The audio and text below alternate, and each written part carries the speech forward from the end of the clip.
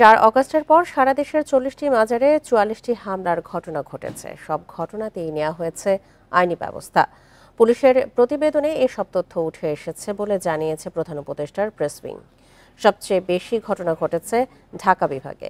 এখানে ১৭টি মাজারে ভাঙচুর, লুটপাট হয়েছে। এছাড়া চট্টগ্রাম বিভাগে ১০ ও ময়মনসিংহ বিভাগে ৭টি হামলার ঘটনা ঘটেছে। ময়মনসিংহ বিভাগের শেরপুর জেলায় একটি মাজারে হামলা হয় ৪ বার। অভিযোগ পাওয়ার ভিত্তিতে বা পুলিশ স্বতঃপ্রণোদিত হয়ে ১৫টি মামলা এবং ২৯টি সাধারণ ডায়েরি করেছে। এদিকে ২৩ জনকে গ্রেপ্তার করা হয়েছে। ২টি মামলায় দেয়া হয়েছে চার্জশিট। ১৩টি মামলা ও ২৯টি সাধারণ ডায়েরির তদন্ত চলছে।